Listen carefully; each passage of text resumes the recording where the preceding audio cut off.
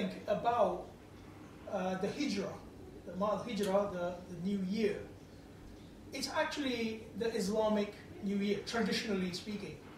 So when we think about the New Year, the secular New Year, usually it's about making resolutions. Well, after the party, obviously. Then we think about making resolutions, trying to keep them, and ultimately failing.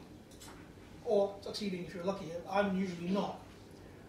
But obviously the Islamic New Year is more to do with a more religious type resolution. Usually people say, oh well, I don't want to miss my prayers this year. Or when I deal with people, I don't want to lose my rank. I want to be nice with people, etc. In any case, these are good things, and they should be respected.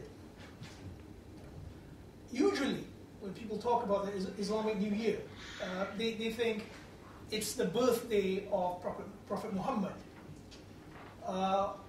or maybe even the date he received revelation. It's actually neither. It's actually the date in which historically Prophet Muhammad made the emigration from Mecca to Medina. And that's why it's called the Hijri year or Hijri calendar. And the year is now 1,435 years after Hijrah. They say AH, after Hijrah. But why is this particular event important in Islamic history? Well, traditionally, it marks a period of change between Meccan and Medinan period in the career of the Prophet. In the first 13 years of the Prophet's career, he preached to the people of Mecca, and at some point he received revelation that it was time to emigrate to Medina because particular tribes wanted him to be the leader of that community. So at that point, his career took a turn for the more political, the more economical, and the more social, as opposed to the more metaphysical when it was in Mecca. And apparently, according to tradition, the verses of the Quran which were revealed at that point reflects that change. Now, what does that have, what bearing does that have on us today? Well, if we look at it historically, very little, because the revelation has been completed, Medina has been sealed as one of the homes of Islam, and things go on as normal. In fact, if you were to replicate this journey, you'd be driving down from Mecca to Medina, and it wouldn't have very much spiritual significance, unless you're a Haji, maybe. But that's not why we're here today. What we're here today for is to lift the eternal principles of that process from the Quran, because the Quran oversees that process. We have to lift those processes and to apply them in our daily existence. That's the whole purpose of Quranology Institute, or QG. Our job is to read Quran with a view to application, as opposed to historical conformity. And in order to do that, what we need to do is to read Quran as if revelation is still going on. What is the Quran saying to us today about revelation? Actually, for the purposes of this research, I actually went through the Quran and I tried to discern ayat or verses which has the verb or the word hijrah or emigration. And this is not a very prominent word in Quran. Okay, Quran actually has very many words which are used hundreds, if not thousands of times. For example, the word Allah is used in Quran 2,699 times. The word Rabb, or Lord, it's used about 950 odd times. The word Salah, usually translated as prayers, that's used about 90 times. So as you can see, you can see some words are used very constantly. But this word, hijrah, and its derivatives, it's used 31 times in Quran. So one would possibly one wouldn't be blamed if they say, well, this is not a very prominent concept. Actually, the way I look at it, it's used in places which show a remarkable change in the Quranic project. What is the Quran basically about? So by analyzing where hijrah occurs, how hijrah is used in Quran, we can actually understand what God means by emigration. And let me give you a bit of a summary. The word hijrah, emigration, is used in not necessarily from bad to good. Sometimes it's used from good to bad as well. But that's not what we're going to focus on today. Sometimes it's used to escape from a particular thing without any kind of good or bad attached to it. But that's only so we can understand its actual fundamental process, which is to move from something to something else. Today we're going to look at moving from bad to good. And for that, I see three particular aspects. I mean, this is my subjective view. Again, it is highly fallible. You may differ with me in interpretation, but the idea is to give you a bit of stimulus so that you can process this concept for yourself and personalize it for your own consumption.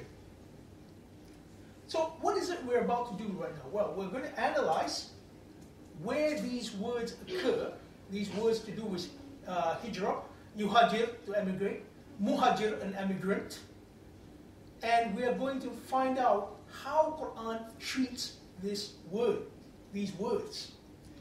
And we are going to do so by virtue of looking at chapters in Quran. Now this may be somewhat new to many people, because generally when we read Quran, we tend to pluck out verses without eliciting where they occur. To me, this is not a very safe way of reading Quran, because you see, the Quranic text, as you can see, it's a text. It's not in fragments. Yeah, the Quranic text is like a set of rails, which, when you read using and being guided by those rails, it enables you to reach the correct conclusion. By no means am I saying I have the correct conclusions, but you can think for yourself. You can actually look and ascertain, okay, is this guy making any sense? If he's not, that's fine. But the idea is for you to process yourself. So what we're going to do is, we are going to go from chapter to chapter and analyze how this word is used exactly. We can't do it for all chapters, obviously, because the word occurs 31 times across the text. But I will try to highlight certain aspects. So, the first chapter we need to look at is chapter 2, Al-Baqarah. Al-Baqarah is the longest chapter in Quran. It's 286 verses. And in my reading, Al-Baqarah details the Quranic system. Now this, I have to digress a little bit here because I don't want any kind of confusion. When Quran talks about something systemic, something social-political, it is not talking about an Islamic state. You have to be very clear about this. What we saw in Afghanistan under the Taliban, the Saudi Islamic State, this is not what Quran is talking about in my understanding, no. Rather, Quran is talking about creating a condition of peace and justice. This is the centrality of Quranic message, to create a condition of peace and justice. In Arabic, the word is salam. You know, when you greet someone, I mean, usually Muslims greet each other and say salam. That means I give you peace. Salam also means to be without defects. It also means to deliver you safely to something. So salam is a very deep meaning, and the word Islam comes from that word, salam. It means to acquire peace. And when Quran talks about something systemic, something social-political, it is talking about that. You don't have to emigrate anywhere in order to do that. You can emigrate from an unsafe haven now, here in London, to a safer haven as well. Quran is highly practical, highly immediate. It is not talking about some pie-in-the-sky project. It's talking about something here and now. So back to chapter 2, yeah? Chapter 2, in my understanding, details this project. You see, chapter 1, Al-Fatiha, you ask for Allah, you say, Ihdina as-sirat al-mustaqim, guide us off the straight and establishing path. You are asking Allah for guidance. Sirat al-ladhina an'amta alayhim, the path in which you bestow your bounty. So, the Baccarat, which comes after Fatiha, actually answers this. And it gives what I understand as the brief answer to this question. Obviously, the rest of the Quran is the explication of this answer, but Baccarat will give you the brief answer. And when Baccarat gives you this answer, as you go through the text, it will unroll or unfold a particular system which you apply in order to attain that project, that particular state in which you have the bounties of Allah. And that's where Hijrah comes in. Hijrah appears at a very late stage in the chapter. Just grab that. It appears in verse 218. Why here? This is one thing which QG always asks. Why does a verse appear where it appears? And the reason is, it appears there for optimum delivery of the message. In the case of this verse 218, it appears after the call in verse 208, 10 verses earlier, where God says, "O you who believe, enter into peace and wholeness holistically. Udkhulu fis-silmi kafa." So this is one of the solutions to that.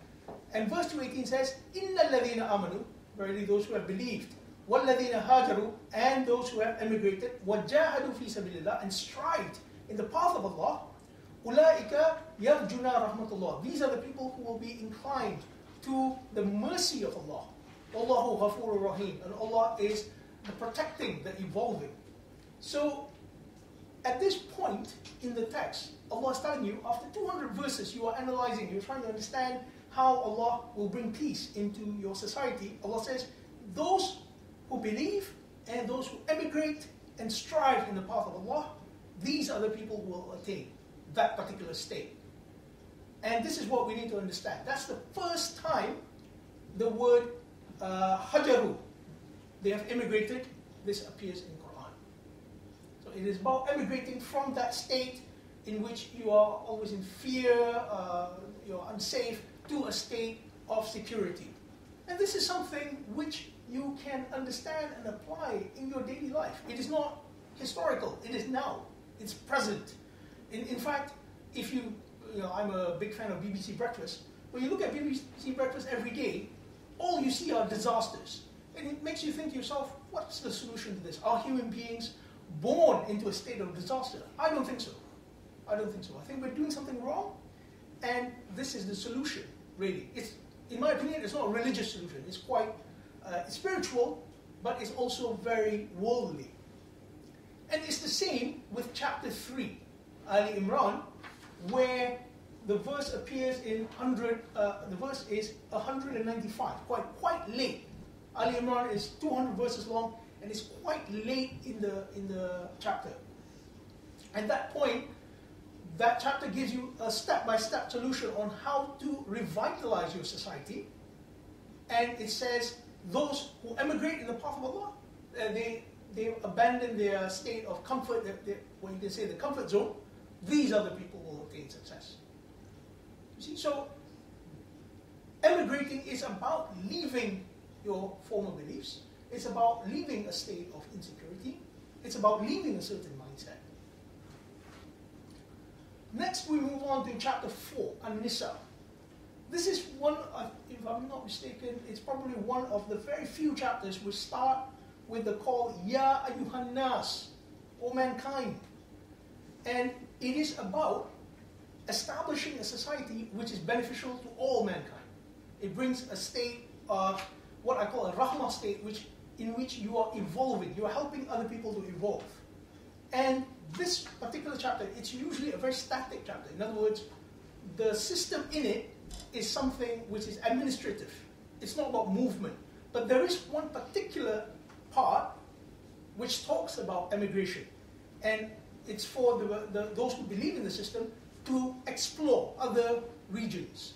And when you do, God says, whoever emigrates in the cause of Allah, yuhajir fi sabilillah, they will find on earth many locations and abundance. And whoever leaves his home as an immigrant, the word muhajir, to Allah and His Messenger, then death overtakes him, his reward has become incumbent upon Allah. And Allah is forgiving and merciful. That's chapter 4, verse 100.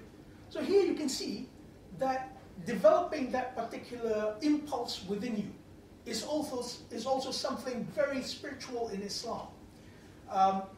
If you think about it, emigrating, I mean, I understand that because I myself am not originally from the UK. Emigration is something not easy. It's something which requires a great deal of stress. It requires endurance, movement, leaving behind things which you love, etc. So that's why it says that when you emigrate for the cause of Allah, in other words, you're not doing it for evil reasons, you're doing it for the sake of good, death overtakes him, Allah will prepare for you a great reward. So from here you can see a further coloration of the concept of hijrah or emigration. Next, we move on to chapter 8/9. Chapter 8/9 is Anfal/Tawbah. And just to digress a little bit, I consider these two chapters, usually they're seen as two chapters, I consider them one chapter because they lack Basmalah, Bismillah ar-Rahman ar-Rahim, in between. So to me, it's one long chapter, 204 verses long. Oh, sorry, 206 verses long. And the reason is, you can see the flow. You know, if you read the two chapters as in one go, you can actually see the flow. So I see them as one chapter. And this chapter actually has the most occurrences of the word hijrah. Now, why does this chapter have an incredible focus on hijrah? Well, you see, this chapter, if you read it from beginning to end, from verse 1 in chapter 8 to verse 129 in chapter 9, it talks about the growth, maturation, and administration of the Islamic system. So it starts in a state without any kind of system, towards the end where you can see how the system works and ultimately how the system can fail. And you can see that immigration is an integral part of the system. In fact, chapter 8 verse 72 actually has three words related to hijrah in one verse. So it says, indeed those who have believed and emigrated and fought with their wealth and lives in the cause of Allah. Again, this is not some kind of a jihadi kind of thing, but rather for the sake of good, for the sake of establishing peace. And those who gave shelter, they are allies of one another. But those who believe and did not emigrate, so this is where the system is emerging, there is no guardianship on them. You can't guard them because they are not with you until they immigrate. So if they seek help from you, you must help them accept a people in which there are a treaty. And Allah is seeing what you do. So this verse, chapter 8, verse 72, actually talks about emigration 3 times. There is a great focus on emigration. The next two verses, verse 74 and 75, emphasizes this concept of emigration. So again, it is a vital concept in realizing a condition in which there is peace and justice.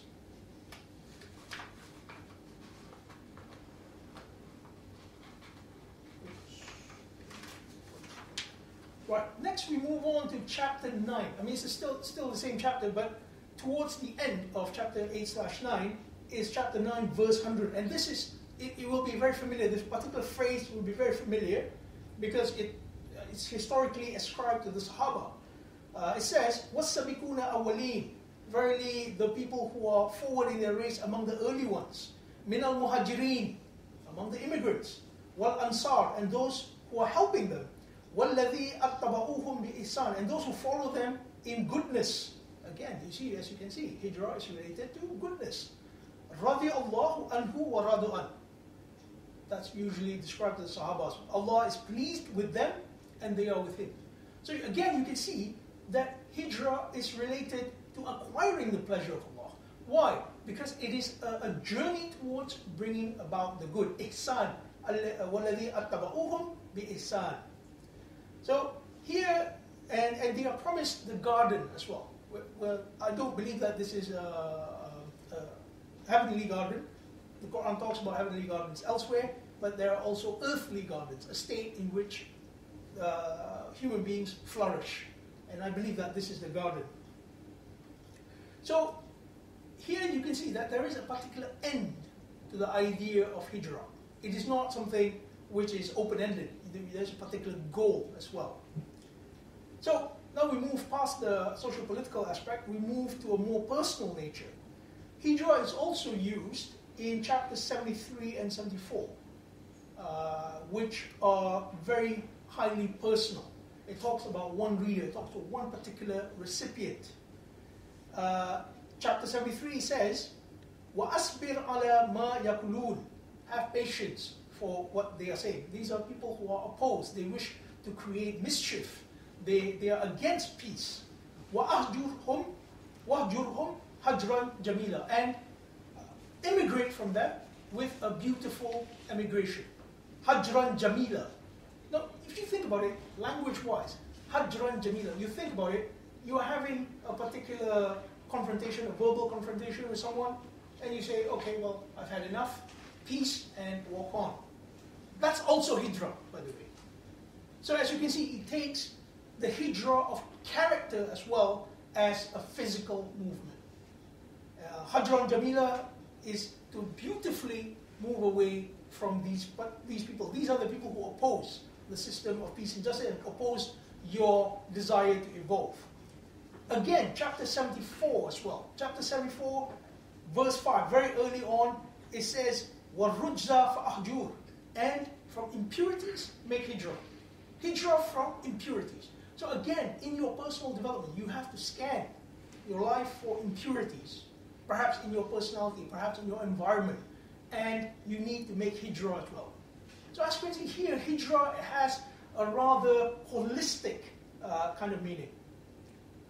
And it is part of any of our self-development program to emigrate away from things which will cause us this impurity. So the last verse I'm going to look at is, to me, is the most powerful one. And this is the only ayah which links a Quranic personality with hijrah. And usually the most major Quranic personalities are Musa, Ibrahim, Isa, Nuh. But this time it wasn't any of them. I was quite surprised as well. And it's talking about Lut. Lut is traditionally known as Lot. And his people were very much into oppression. And Allah gave him a particular mandate. And Allah says, فَأَمَنَ لَهُ Lut. So Lut believed in him. Who? Ibrahim. If you look at the context. Sorry, this is chapter 29, verse 26. فَأَمَنَ لَهُ Lut. So Ibrahim, Lut believed in Ibrahim. وَقَالَ, and he said, this is Lut saying, إِنِّي مُهَاجِرٌ إِلَّا رَبِّي. Verily, I am an immigrant to my Lord. That's a very powerful statement. He's saying that I am now emigrating to my Lord. Now clearly Allah is not in a space. So what do you mean by this? If you look at context, if you read the context, it's a state in which Ibrahim, traditionally he's known as Lut's uncle, but I mean there's no Quranic evidence for that. Traditionally, Quranically, Ibrahim is emigrating to a valley without cultivation.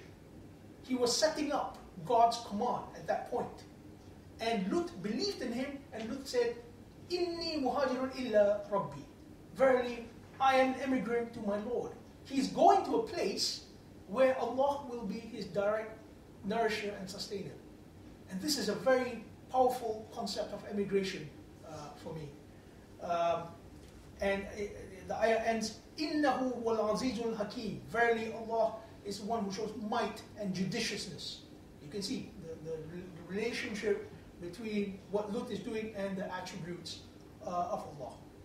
So in essence, that is my understanding of the Quranic concept of immigration. It's a very holistic concept.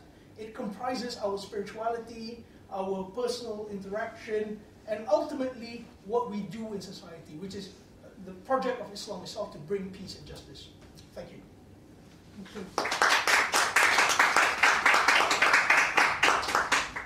The topic that I have been given is that of Imam Hussain alayhi salam, and to understand the focus.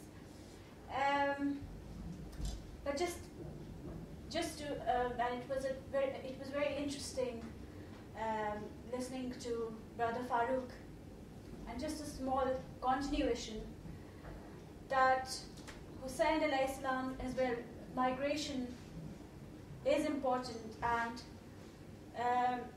in migrants, because these Ahlul Bayt alayhi salam, starting from the Prophet Muhammad, they give us excellent examples of how to be a migrant and contribute to the community. Because Prophet Muhammad was a migrant, Bibi Fatima was a migrant, and she played an immense contribution to education, to the society. And interestingly, Prophet Muhammad migrated from Mecca to Medina, and Imam Hussain migrated from Medina, and he wanted to go towards Kufa. But what can we say of a martyr that was greater than life itself? Hussain alayhi salam was born on the 3rd of Shaban, 4th year of Hijri. Hussain exemplifies his soul-stirring virtues as those of unshaken faith, undaunted courage, thought for others, willing self-sacrifice, steadfastness in the right, and unflinching war against the wrong. Karbala, the history of beautiful domestic affections, of suffering and spiritual endeavor, has been narrated by Prophet Muhammad in only one sentence, which is as follows: Hussain minni wa ana min al-Hussain. Hussain is from me and I am from Hussain. Karbala isn't a mystery to those who understand this hadith. The hadith has various interpretations. Shah Moinuddin Ajmeri Chishti, a famous Sunni Mujaddid, explains the hadith in the following couplet: Shah ast Hussain, Badshah ast Hussain, Deen ast Hussain, Deen Pana ast Hussain, Sardar nada dast dar dast Yazid, Harka ke bina la ilaha ast Hussain. Ruler is Hussain, emperor is Hussain. Religion is Hussain, shield of religion is Hussain. Gave his head to Yazid, but his support gave he not, for Hussain is the witness to the truth of God. This view was supported by Iqbal, according to whom the position of Hussain in the Muslim community is as central as the position of Surah Ikhlas in the Holy Quran.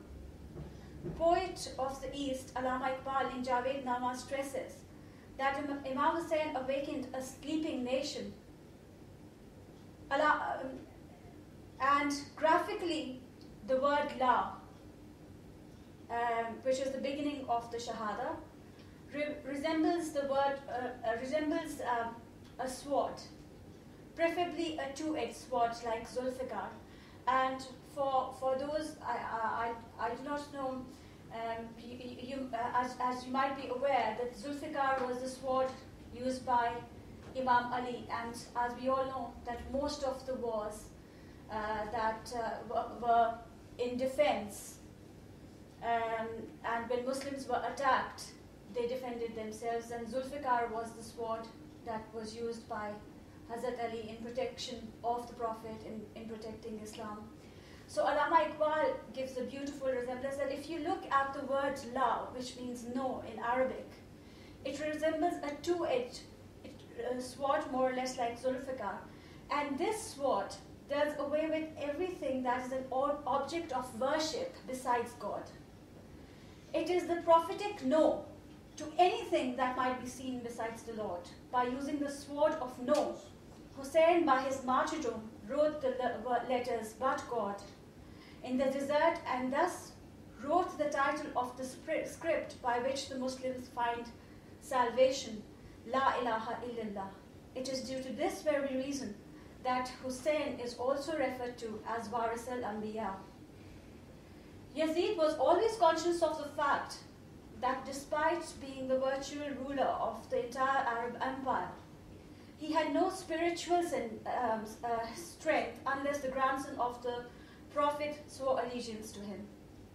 People in Mecca and Medina regarded Hussein as their leader, if only spiritually. Corruption is rooted from the Latin word rompere, which means to break something. So at the time of corruption, something breaks or is being ignored. Yazid was speedily building destructive inroads of pre-Islamic revivalism, wherein alcohol, mismanagement of public affairs, oppression, tyranny, rape, similar vices became both commonplace and acceptable.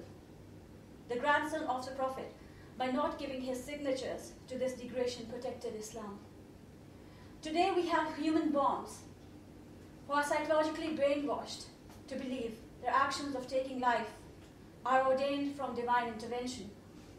There also appears to be a strain between the different religious persuasions. I consider it a defeat of the intellectual's pen and spirituality more than anything else.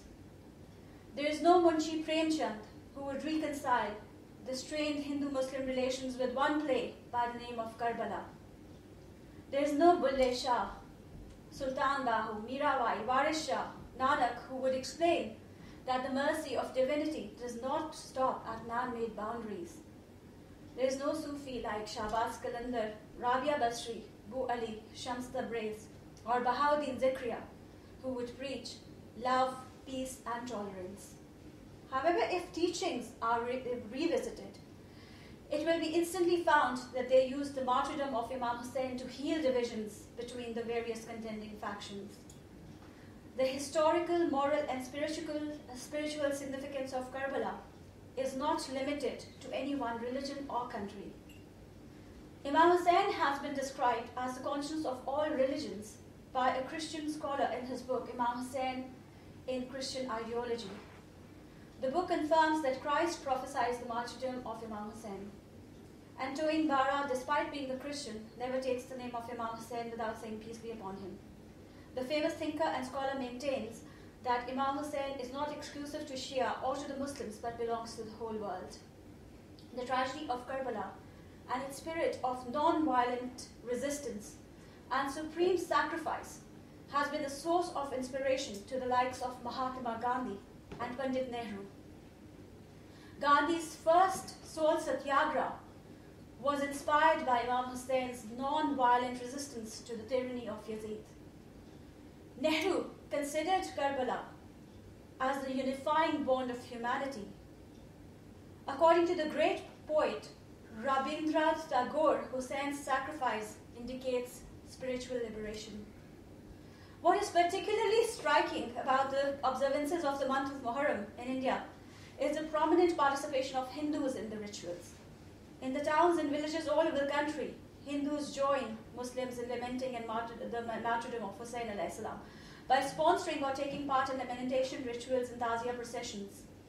In Lucknow, seat of the Nawabs of Awadh, prominent Hindu noblemen like Raja Takait Rai and Raja Bilyas built Imam Bargas house alam, standard representing the Karbala event. The non-Muslim tribal Lambadi community in Andhra Pradesh have their own genre of Muharram lamentation songs in Telugu. Among certain Hindu castes in Rajasthan, the Karbala battle is recounted by staging plays in which the death of Imam Hussain is enacted, after which the women of the village come out in processions crying and cursing Yazid for his cruelty. This custom is known as Pitna Dalna. In large parts of northern India, Hindus believe that if a barren woman slips under the alam moving in procession, they will be blessed with a child. There is a sect in India by the name of Hussain Brahmins, who observe the intriguing blend of Islam and Hindu practices. It is because of this that they are commonly known as half Hindu, half Muslim. The Hussaini Brahmins believe that Krishna had foretold the event of the martyrdom of Hussain at Karbala in the Gita. According to them, the Kalanki Purana, the last of the 18 Puranas, as well as the Atharni Veda, The fourth Veda refers to Imam Hussain as the divine incarnation or the avatar of Kal Yug, the present age. They hold Imam Ali, Imam Hussein's father and son-in-law and the cousin of the Prophet Muhammad in particular reverence, referring to him with the honorific title of Om Murti. According to various news reports, a large number of Hindus participate in Muharram procession with equal veneration. Some of the quotes of prominent authors: Thomas Carlyle, Scottish historian, the best lesson which we get from the tragedy of Karbala is that Hussain and his companions were rigid believers in God. They illustrated that numerical superiority does not count when it comes to truth and falsehood. The victory of Hussain, despite his minority, marvels me. Mahatma Gandhi: I learned from Hussain how to achieve victory while being oppressed. Charles Dickens: if Hussain had fought to quench his worldly desires, then I do not understand why his sister, wife, and children accompanied him. It stands to reason, therefore, that he sacrificed purely for Islam. Dr. K. Sheldrake, of that gallant band, male and female, knew that enemy forces around were implacable and were not only ready to fight, but also to kill. Denied even water for the children, they remained parched under the burning sun and scorching sands, yet nobody faltered for a moment. Hussain marched with his little company not to glory, not to the power of wealth, but to a supreme sacrifice, and every member bravely faced the greatest odds without flinching.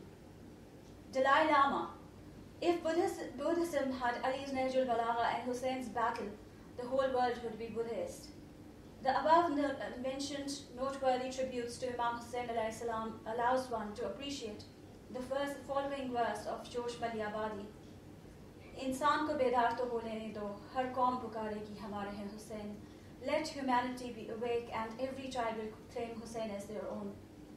In today's conflict-ridden times, the non-violent resistance of Karbala becomes more relevant than ever.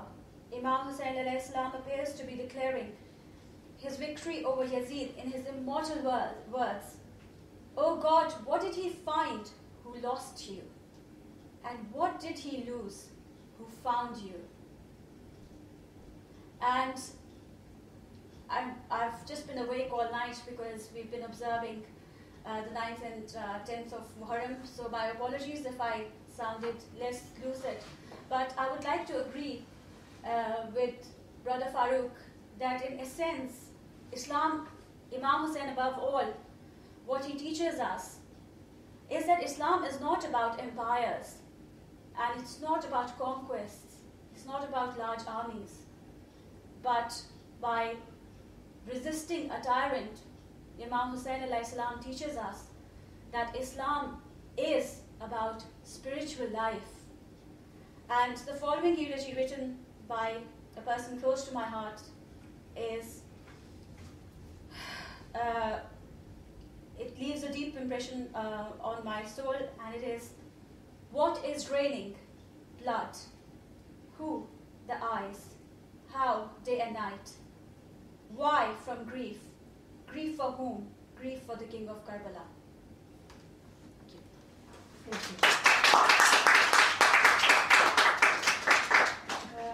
you. Yes, this gentleman with the hand up. Yes. Thank you. Thank you for both of the speakers.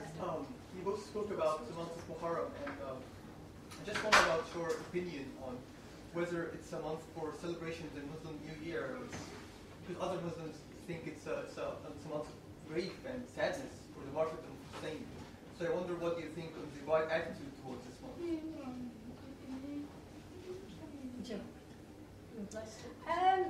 It depends on how you look at it, because the way I see it, the 1st of Muharram is also the death anniversary of Hazrat Umar. I feel that Ashura, which is called 10 days. Interestingly, the word Ashura has different meanings. One meaning is 10 days, and the other meaning is that when the Ummvis, when they brutally martyred Imam Hussain alayhi salam, then they prepared a dish by the name of Ashura. And till this date, it is even by those people who do not want to celebrate the death of Imam Hussain, till this day that dish Ashura is prepared and it is distributed in Egypt. About the celebration and mourning, this is definitely an event that scarred the face of Muslim history. We are ashamed because it is us Muslims who killed him, so it is fair to say. But we are equally proud because he was one of us.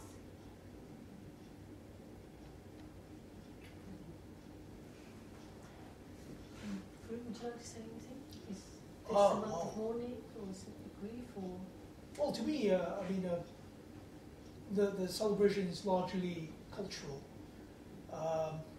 and every day, if you want to be strict about it, every day should be a celebration because you have God has given you another day to make amends for your mistakes and to bring some good into the world. So in that sense, then I think every day should be Muharram.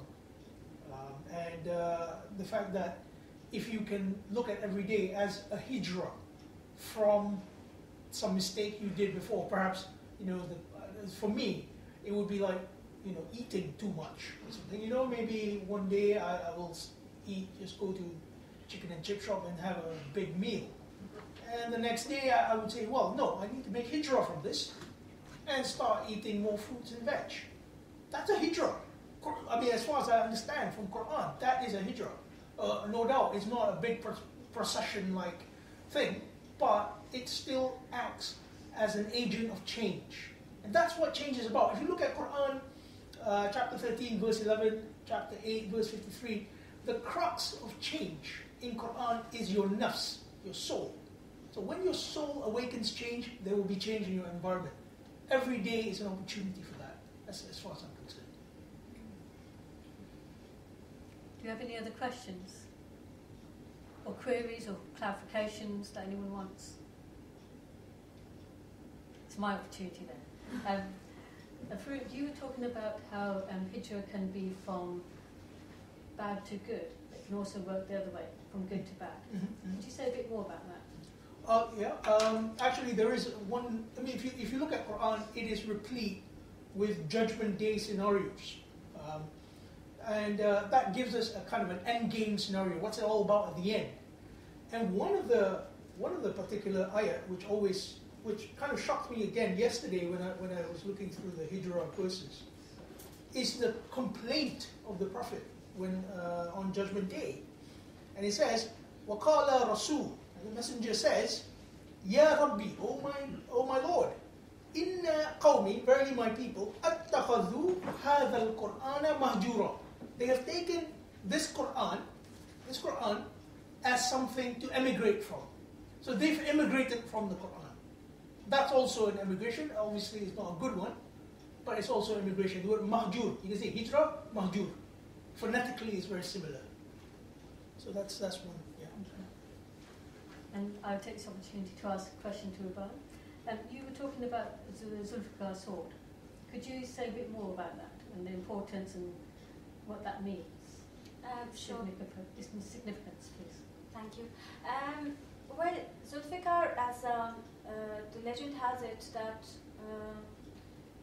Hazrat Ali alayhi salam has a very close bond with the Prophet, and when the Prophet made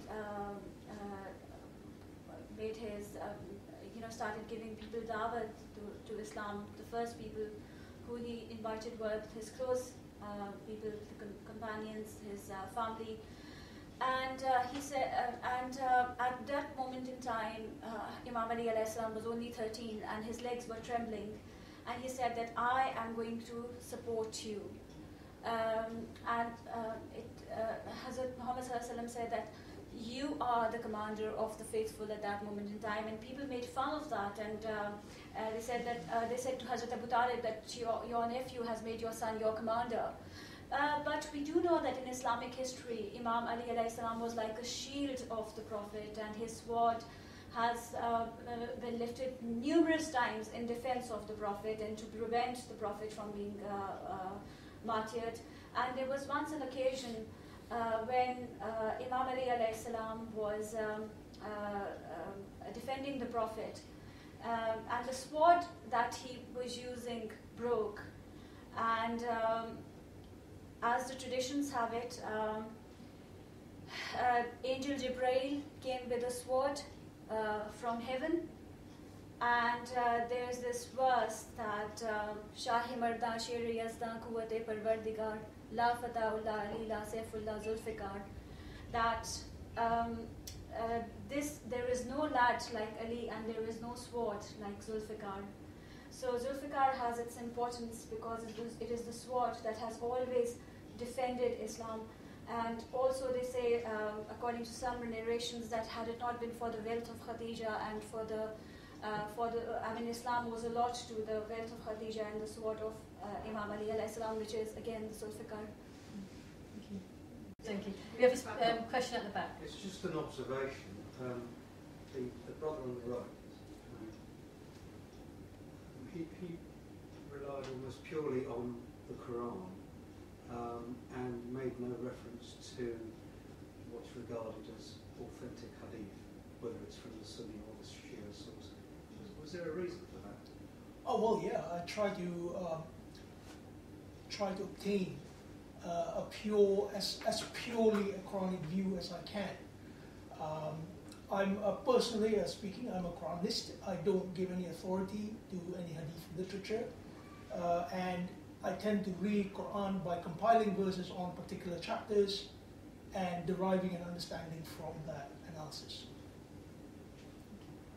I think it's testament to the guests we have today that we can have this diverse opinion.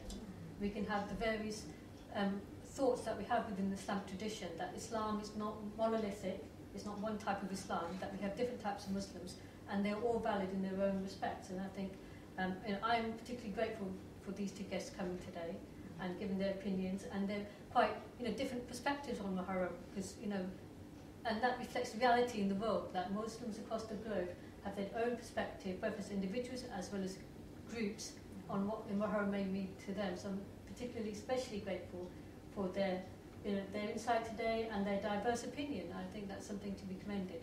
We have another question? Another observation. So I've come here as an unregistered studies teacher, these are some of my lovely students, because I've heard about what you guys are doing, and even though there's such differences in a way, so powerful came through this message against sort of oppression. We spent a lot of time talking about boundaries between people and how we break down those boundaries, and both of you just came through so clearly, either from the Quran or from traditions and everything. It's about more of a spiritual thing and breaking past those boundaries that we build up between each other. So that came through really strongly, so thank you. I think yes, I'd just like to ask both the speakers what their ideas are for advancing interfaith relations during Muharram in the future.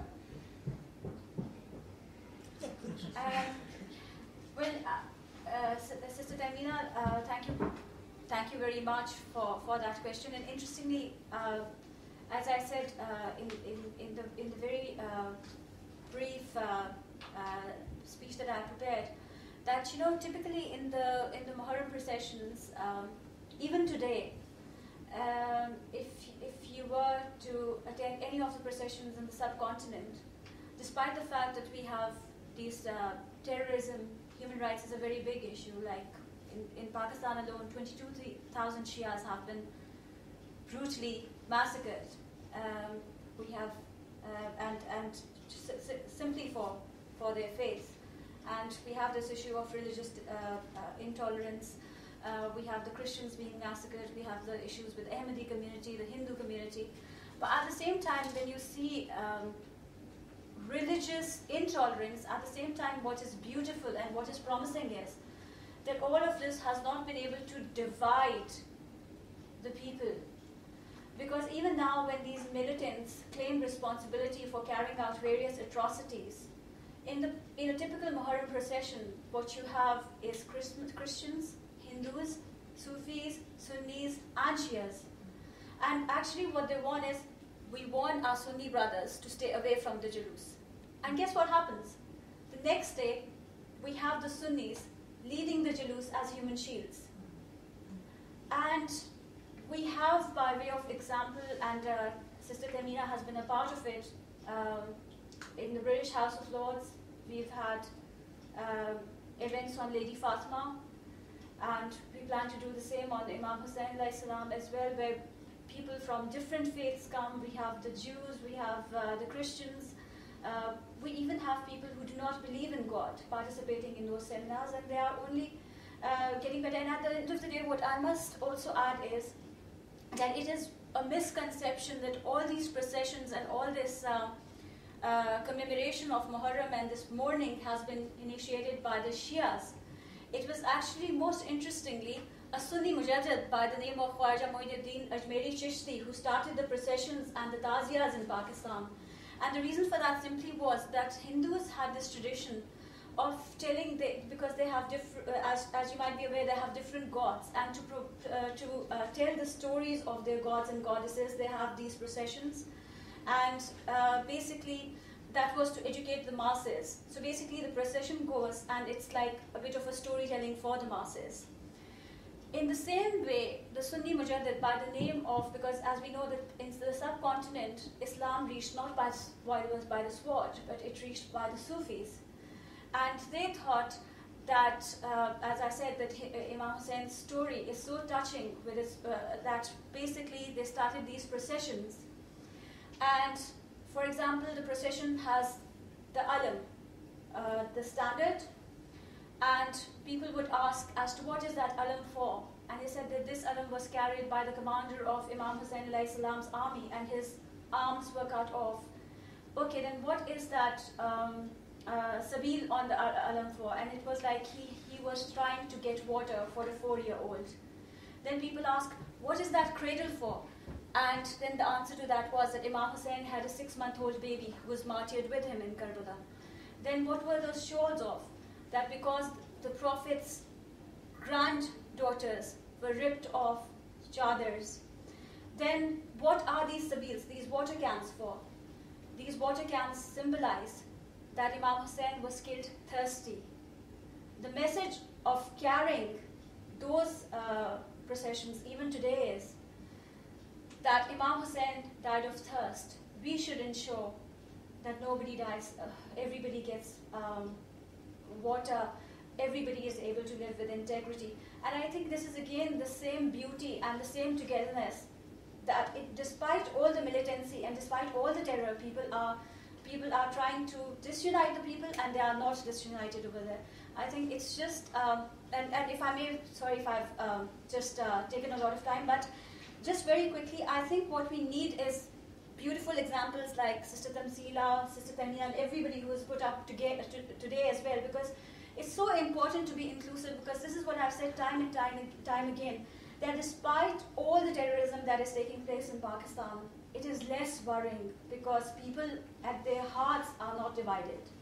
They are talking to each other, they are communicating to each other. And over here what I notice is that people are working 9 to 5. On the weekends, they'll just be going to their own local mosques, which are going to be either Shia or Sunni or whatever religious persuasion they're from, and there is no real communication between different people, different religious persuasions. And I think it is time that in gatherings such as this, when people are talking to each other rather than Googling each other, I think this is definitely a way forward. Thank you. Sorry, Tamina, you asked intra-faith or interfaith? Intra-faith. Intra-faith. Yes. Indeed, I mean, when I was growing up, I grew up in Malaysia, and apparently there is a Shia presence in Malaysia. In fact, some of the highest intellects in Malaysia are Shia. But at the time, it wasn't something noticeable, and certainly it wasn't politically problematic for the government. But now, because the Shia influence is somehow increasing, the government has taken measures to give out disinformation about the Shia. And you can see it, how the youth, Malaysian Muslim youth, they are peddling this misinformation for that particular purpose, to repress the Shia. In fact, recently there was a murder of a religious officer in Malaysia, and they are trying to somehow pin it on the Shia faction. And this is unfortunately the Muslim malaise. I mean, Muslims are caught in the old religious game, which is the power grabbing. To me, the diversity within Islam is astounding. The fact that we can all read Quran and understand it and apply it, this is not something which Allah is against. I'll just, as you asked the question, I just remembered this ayah, this verse where Allah says, وَالَّذِينَ جَاهَدُوا فِينَا, and those who strive under us, لَنَهْدِيَنَّهُمْ سُبُلَنَا, we will guide them to our paths. وَإِنَّ اللَّهَ لَمَعَ الْمُحْسِنِينَ, and Allah